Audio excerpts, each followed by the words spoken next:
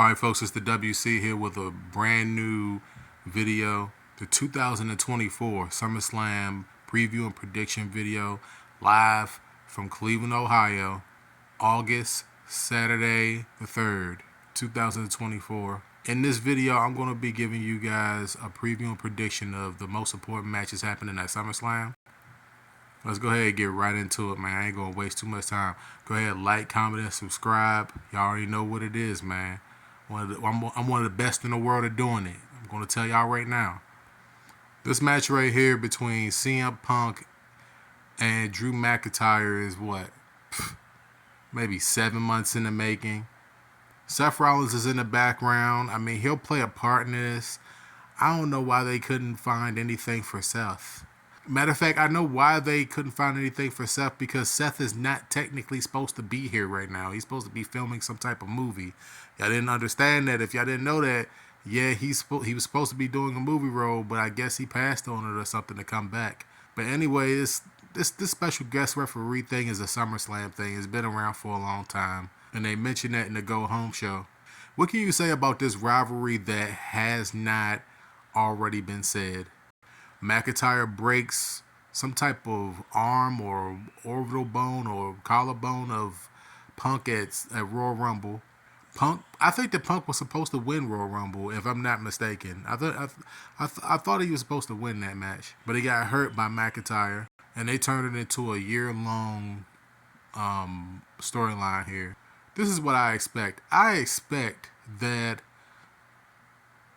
these two are going to beat the hell out of each other. I don't know if either one of them are going to bleed. I don't expect for either one of them to bleed. With Seth Rollins being in the middle of this, I mean, Seth could feud with both of these guys coming down the stretch. I think that at some point they're going to do a triple threat match. None of these guys really need the championship. I mean, they built the storyline around McIntyre and the championship, which just kind of built more heat. If I didn't explain it properly, Punk cost this guy the championship at WrestleMania. He cost him at Clash of the Castle. He's cost him #1 contenders match. He cost him at Money in the Bank. So it's been back and forth. And of course, Drew has gotten his pound of flesh. He embarrassed him in New York. Not New York, Chicago. I always get New York and Chicago mixed up. Or people not going to like that comment, are they? But yeah, I don't think it really matters who wins this match, man. If I had to say one of these two winning a match, I mean, they didn't bring CM Punk back for nothing. I mean, they brought him back for a reason. I think that this is just the first of many matches, man. You can see this dragging on until Bad Blood. They're probably going to do a match at Bad Blood. They're probably going to do a TLC match or something. They're going to this is just the first of many matches. I have to give you a winner, because this is a preview and prediction video. If McIntyre wins, the feud is over. So I'm going to take CM Punk. I think that CM Punk was going to win the match with controversy from Seth. I mean, just look at Seth's face. I mean, is that really the face of a man that's going to call it right down the middle? I mean, really? Really, folks? Really? Really? Next, you've got Liv Morgan versus Rhea Ripley. Ooh-wee. Now, Liv has been on this revenge tour. I mean, she's basically completed it. She took the girls' championship. She took the girls' Latino Heat and Dirty Dime. Now she's basically going to take her spot in the Judgment Day. That's what I think. I'm not even going to play with this one like I did the last one, because with Punk and McIntyre, that's just, you know, that could go on for a few months more. This right here, this is like basically the end of a storyline between these two. If you don't remember, Rhea Ripley, I think she separated Liv Morgan's shoulder. Look, Liv needed surgery anyway. So she injured her shoulder and put her on a shelf. And, you know, in storyline, she had to get back. So a little bit after WrestleMania, here comes Liv with the steel chair and beats up Rhea, and then takes her off the show for 3 months. She has to relinquish her title.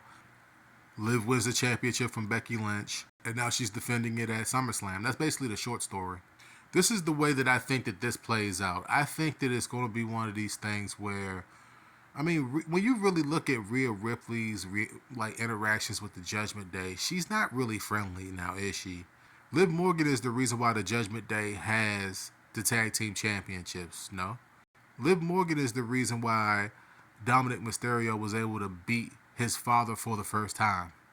Y'all don't think that that's going to factor into what's going to happen at SummerSlam?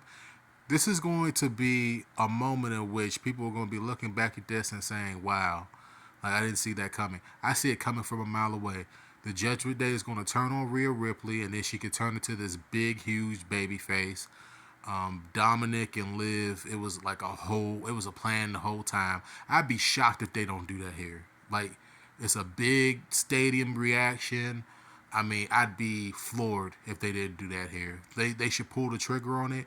Liv is going to retain. And the Judgment Day is essentially going to replace Rhea Ripley with Liv Morgan. It's going to happen, man. That's probably one of my boldest calls at this pay-per-view. Book it. Damian Priest versus Gunther. I want to find a reason to care. I really do. And I hate to say it like that because both of these guys are pretty good performers. It's just that the build up to this has been horrid. It's been bad, and they're tugging at strings. They're pulling at strings, and it's not working. Damian Priest's whole thing is, oh, I'm from the streets and all this other stuff. Legit. Damian Priest is from the streets. Yeah, sure. And he's talking about Gunther, and he's like, Gunther's had everything handed to him, and you know what I'm saying? He hasn't had to really work for anything. Like, Gunther's done lost like 50, 60 pounds. I mean, so I don't want to hear that shit. I just don't want to hear it. The build up towards this match is bad. I think that the match is going to be okay. I think it will be good, but the build up has been poor, very poor. Gunther won't win here. It's depressing that he won't win here. But then again, they could swerve it, man. They could swerve it. It could be a Finn Balor thing. Balor could come in and cost Damian Priest the championship, and then they could do an infighting storyline within the Judgment Day. Then again, I don't think that that's going to happen to a specific degree. But then again, I mean, it's just tricky because I think that the Judgment Day is really working towards letting Rhea and Priest go. Do y'all agree with that at all? I can see Balor costing Damian Priest the championship. I'm basically switching. I basically did a heel turn in the middle of the video. I can see Finn Balor costing Damian Priest the championship. Can y'all not see that? I mean, Finn Balor on Monday Night Raw, the go home show, went to sleep in his match versus Gunther. I have to make sure I say that. Priest came out at the end, but it was too late. I can see this being like a hostile takeover by Dominic Mysterio and Finn Balor of the Judgment Day, and kicking Priest and Rhea Ripley out of the group. I could see that happening. And the ring general being the champion at the end of SummerSlam, like, man, like, that guy right there, he looks like the champion. Gunther looks like the champion. And I'm just going to shock everybody and say Gunther's going to win the match. I thought that Damian Priest would retain, but I can see the Judgment Day turning on Priest. This is the moment for them to turn on him. I just wanted to make sure I told y'all that this has been building up for months. This is long-term storyline. If the Judgment Day turns on Priest, you should not be surprised by that. By the Judgment Day turning on Priest and Rhea in the same pay-per-view. You can see that coming. I'm going to be very honest here, man. I love Bayley, bro. I really do. And I love me some Nia Jax, believe it or not. I really do. But Bayley, since winning that championship at WrestleMania, her title run has not been good. It has not been interesting. Not saying that Bayley's not interesting. We're saying that her run hasn't been. And Nia Jax has had a hell of a year, man. I mean, the girl's had a really great year. She's main evented a pay-per-view. She's been in some really big matches on Monday Night Raw. She's essentially carried Monday Night Raw. Look, Tiffany Stratton plays a part in this. She really does. And I have to make sure that I remind people that she does, because if I don't, then people will forget that she's a factor into this. Do I think that she'll cash in? Yeah, I think that Tiffany Stratton will cash in on Nia Jax. I think that they'll pull the trigger on that. But if they're smart, this is what they'll do. They'll let Nia Jax win the championship. They'll let her be a dominant champion, and then months and months and months down the line, they have Tiffany Stratton pull the trigger and beat Nia Jax. But like I said, they could do it really quickly at SummerSlam. I expect for them to just do a slow burn with Tiffany Stratton to just kind of test out how people are feeling her. But I think that Bayley's title run has just been bad. I mean, I love Bayley. They dropped the BBL Bayley line on her. Yeah, she do got a donkey, but I mean, it is what it is. But she's a really good wrestler, but it's not working, baby. It's not working. I think that Nia Jax is going to win the championship. United States Championship, Logan Paul versus, yeah, LA Knight, yeah. Let's be real here. Like, we've been looking for the WWE to put some type of championship on LA Knight, yeah. And this is a chance for them to do it right now, yeah. Logan Paul don't need that championship, does he? I mean, the guy already has everything, right? I mean, he already has everything else, right?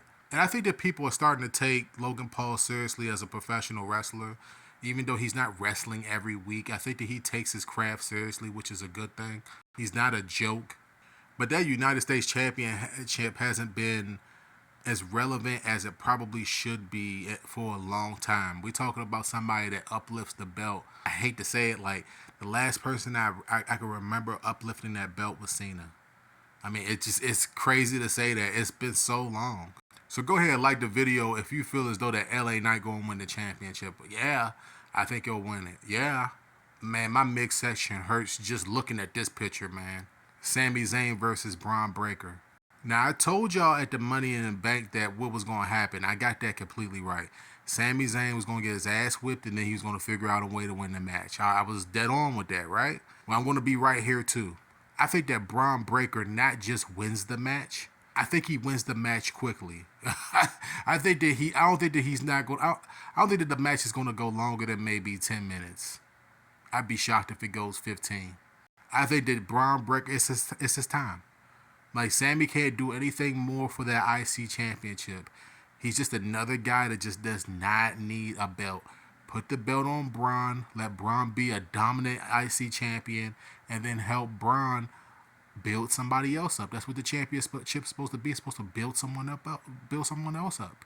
I didn't like that the fact that they put the belt on Sami Zayn at WrestleMania. I thought it was Chad Gable's moment. But looking at what's happened with Gable, I like the fact that they did that they turned him heel. And they used the IC championship to do that. Here they could use the championship to build up Breakker. The guy's a monster. Everybody loves to see him. He's one of my favorite wrestlers. They're going to put the championship on him. They shouldn't waste time doing it. Make him look dominant. That's what they should do. If you're tired of Cody Rhodes' title reign so far, raise your hand. Y'all see my hand in the video? Yeah, I can see it. And the reason why I'm saying that is because it's been sort of lackluster. A couple of matches against AJ Styles. He defends the championship maybe once in a while. He's basically on the same schedule that Roman was on. Is that disrespectful to say that to Cody Rhodes? I mean, I just don't like his title reign so far. It's just not monumental like I thought it was going to be. Oh, I kind of knew it was going to be like this, but I mean, you can't have a heel babyface and a heel championship title run and then not have a babyface one. So this is the babyface side of it that we're going through. Solo Sikoa being the tribal chief is one of the most disrespectful things in professional wrestling. He is not ready for that role. And Jacob Fatu is just better than him in every single way possible. I mean, it's just the way that it is. He's the best member in that group. This right here is being recorded before the Friday Night SmackDown before SummerSlam, and I'm expecting for them to put the championships on the Bloodline. I'm expecting for that to happen. If I'm right and you're watching this, go ahead, drop another like, man. Make another account, drop another like. Here's the bombshell for y'all. I think that Cody's going to retain. And I think he's going to retain because the Tribal Chief's music is going to hit. I think that Roman Reigns is going to make an appearance at SummerSlam. And I think that inadvertently he's going to help Cody Rhodes retain the championship. Now, if they don't do it here, right, which I fully expect for them to do, you might see Brock Lesnar make an appearance. One of those two guys is going to make an appearance, I think. You could see Reigns with Paul Heyman show up. You could see that. You could see brand new members of the Bloodline show up. You could see that. One thing that you will not see is Cody Rhodes losing the championship to Solo. That shit is not happening. You could bet, you could bet the whole entire Cleveland Browns team that that's not going to happen. Okay, from some type of way, we talking about some type of interference. I would definitely bet that Roman's going to show up in some type of capacity. So let me know what you guys feel about SummerSlam 2024. Man, I gave y'all how many minutes? Damn near 16, 17 minutes of a breakdown. Damn near all the important matches at SummerSlam. Y'all better drop a like on this video. Go ahead, drop kick the like video, this video with a like, man. Come on, please. It's a classic. If you look back at this pay-per-view and I got anything wrong, let me know how you feel down below in the comments. Anything you disagree with, let me know how you feel down below in the comments. Don't forget to subscribe. And make sure that you watch the videos on the stream, man. I mean, like, I'm a hard-working man. Got a playlist on the stream. All right? Go ahead and look at that stuff. I'm a hard-working, one of the hardest working men in YouTube history.